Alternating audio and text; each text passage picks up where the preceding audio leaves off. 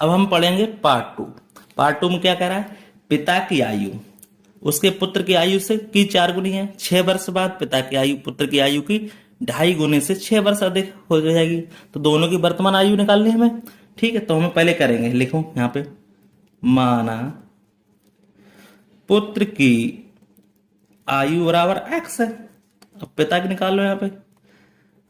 पिता की आयु बराबर क्या है, कह रहा है कि 4 गुनी है तो 4x हो गया। अब क्या कह रहा है कि 6 वर्ष बाद, तो लिखो यहाँ पे, तो 4x बराबर x। अब कह रहा है क्या है, 6 वर्ष बाद दोनों पुत्रों की आयु की 2.5 गुनी हो जाएगी, तो दोनों 6 वर्ष बाद बढ़ेंगे भैया, दोनों बढ़ेंगे।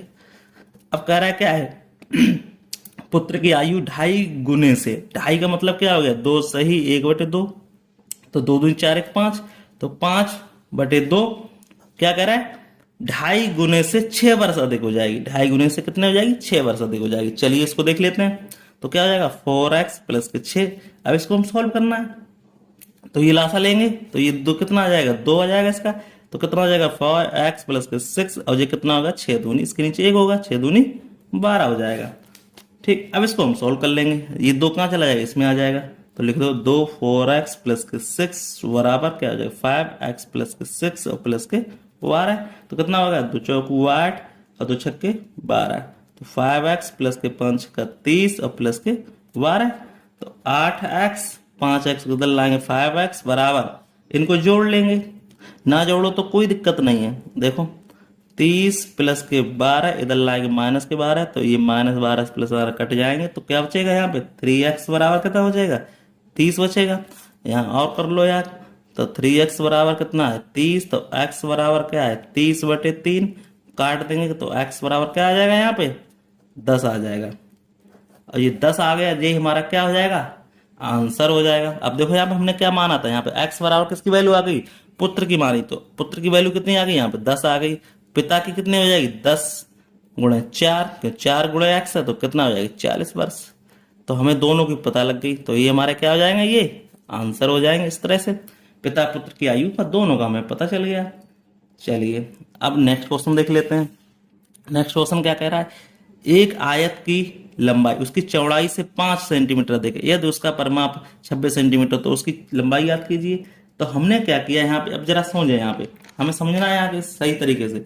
तो हमारा आयत कैसा होता है, ऐसा, इसकी आमने सामने क्या होती है, भुजाएं बराबर होती है।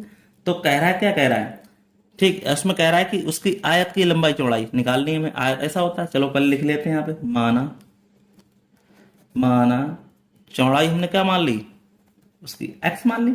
लंबाई क्या कह रहा है कि चौड़ाई से 5 सेंटीमीटर अधिक है।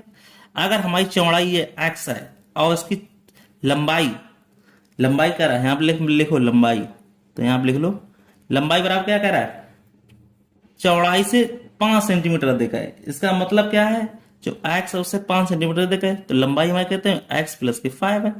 ठीक, अब हमें ये याद करना है, तो उसका परिमाप याद कीजिए। अब परिमाप का फार्मूला क्या होता है, लिखो यहाँ पे, आयत का परिमाप बराबर कितना दिया है 26 सेंटीमीटर। अब फार्मूला हमारे पास क्या होता है, लिखो 2 लंबाई प्लस के चौड़ाई बराबर कितना 26। हमने लंबाई कितनी मानी थी x, चौड़ाई कितनी मानी x प्लस के 5 बराबर कितना है 26 है।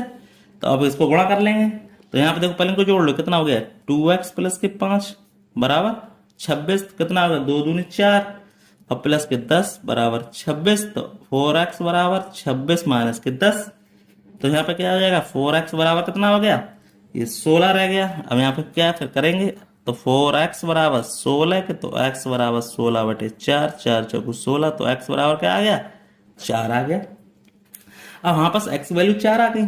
हमने माना क्या था चौड़ाई, x माना, तो ये निकल गई चौड़ाई निकल गई। अब ये क्या हो जाएगी, x जगह 4 लिख देंगे, 5 बराबर 9, तो हमारे पास 4 और 9 निकल आई। इस तरह से हमें पूछा गया वही निकालो। उसकी लंबाई कितनी है, तो लंबाई बता सकते हैं 9 सेंटीमीटर है, यह लिख दो 9 सेंटीमीटर। इसकी लंबाई कितनी हो गई 4 प्लस के 5 बराबर 9 सेंटीमीटर। इस तरह से हम लिख सकते हैं, बहुत सिंपल से आंसर है। इसको करिए, कोई डाउट हो जरूर पूछिए, कमेंट बॉक्स में कमेंट करके हमसे आंसर जरूर पूछें, कोई डाउट हो रहा है। चलिए नेक्स्ट क्वेश्चन हम देख लेते हैं। नेक्स्ट क्वेश्चन हमसे क्या कह रहा है, नेक्स्ट क्वेश्चन कह रहा है कि एक समांतर चतुर्भुज की, तो हमें पहले समांतर चतुर्भुज देखना है। समांतर चतुर्भुज कैसा होता है, देखो ऐसा होता है, ठीक। अब तुम्हें मालूम है समांतर चतुर्भुज में क्या होती है, आमने सामने भुजाएं बराबर होती हैं। तो लिखो समांतर चतुर्भुज भुजा कैसी है, एक हमारी कितनी है यहाँ पे, एक भुजा हमारी कितनी दी गई, एक भुजा दी गई 2x-1। तो लिख लो दूसरी भुजा क्या दी गई, 4x। तो देखो यहाँ दूसरी भुजा क्या देगी हमारे पास, दूसरी भुजा दी गई 4x-6।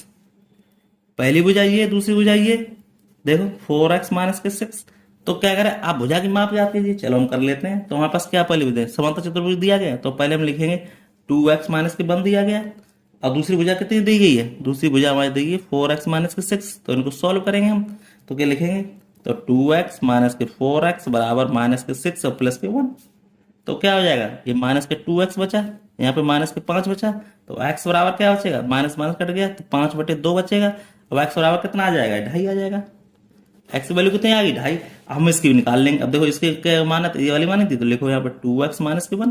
तो 2 गुणे क्या माना था, ये 2.5 आ गया। 2.5 -1, 2.5 करेंगे तो 5 हो जाएगा। 5 -1 करेंगे तो 4 आ जाएगा। अब इसकी भी देखो 4 आएगी, ये भी सबसे बड़ी बात है। तो इसको देखो यहाँ सोल्व करके देख लेंगे।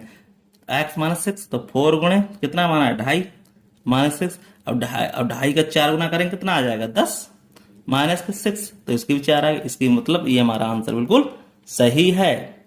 कोई डाउट हो जरूर पूछे भैया। चलो नेक्स्ट क्वेश्चन देख लेते हैं। इस तरह से कह रहा है कि एक पास चित्र में क्या हो रहा है, एक दिया गया अब x का मान हमें निकालना है। चलिए तो हमारे पास क्या मान है, पास चित्र में देख लो। यहाँ पे हमें मालूम है कि त्रिभुज के तीनों भुजाओं का मान कितना होता है, 180 होता है। तो पहले लिख लेंगे यहाँ पे क्या दिया गया, x + 85 और +40 बराबर मान कितना होता है, 180 होता है। तो जोड़ लेंगे x, तो इसको 5 और 8 4 12 बराबर 180। तो x बराबर 180 माइनस के 125। तो x बराबर कितना बचेगा, 10 में 5 गए 5, 7 में 2 गए 5, 55। तो x मान हमारा क्या आ गया, 55। यही है इसका आंसर हो गया। ठीक है, तो इसका आंसर कितना हो गया, 55। यही आंसर हो गया। कोई डाउट हो जरूर पूछें, चित्र वाला सवाल अच्छा था। चलिए नेक्स्ट क्वेश्चन देख लेते हैं इसी तरह से। चलिए नेक्स्ट क्वेश्चन को हम देख लेते हैं। यहाँ पे कह रहा है कि क्या कह रहा है, आप देखो कह रहा है कि एक महिला साइकिल से 4x + के 1 किलोमीटर की दूरी 5 घंटे में तय करती है। तो उसकी चाल x - 2 किलोमीटर पर घंटा, तो तय की दूरी ज्ञात कीजिए। हम चलो मान लेते हैं। तो हमारे पास चाल क्या दी गई, लिखो यहाँ पे चाल बराबर हमारे पास क्या दिया गया है, x - 2 दिया गया। उसकी चाल कितनी दी है, x - 2। ठीक, क्या दिया, किलोमीटर पर था, बस किलोमीटर प्रति घंटा। अब हमारे पास दूरी कितनी दी गई, ये देखो पहले दूरी बराबर हमारे पास कितना दिया गया, देखो दूरी हमारे क्या, साइकिल से 4x की दूरी कितना करता है। तो हमारे पास दूरी कितनी है, 4x + के 1। ये भी हमारी किसमें होगी, घंटे के टाइप से करेंगे तय करके। अब समय हमारे पास कितना दिया, 5 घंटा। लिख दो यहाँ पे जो दिया है वो समय लिख दो, समय पर दिया है 5 घंटा। ठीक, अब फार्मूला में मालूम क्या होता है, दूरी बराबर क्या होता है, चाल गुणे समय।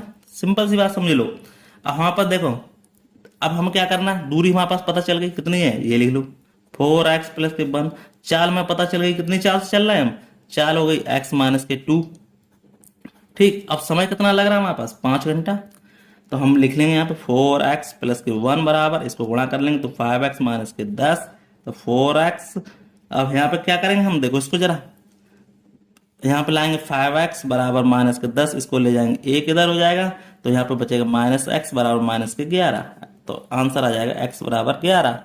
तो ये हमारा क्या होगा, x बराबर 11। अब हम जरा देख लें तो लिखेंगे तय, तो हम क्या करें, तय की गई दूरी। तो लिखो तय की गई दूरी बराबर क्या आ जाएगा, देखो यहाँ पे 4x + के 1।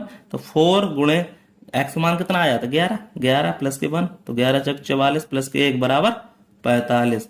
तो हमने उसने तय की दूरी कितनी होगी, 45 किलोमीटर। इस तरह से ये क्या हो जाएगा, आंसर हो जाएगा। इस तरह से हमारा ये अभी यहाँ पे ये पार्ट हमारा एंड होता है। फिर मिलते हैं किसी नेक्स्ट पार्ट में, तब तक के लिए धन्यवाद।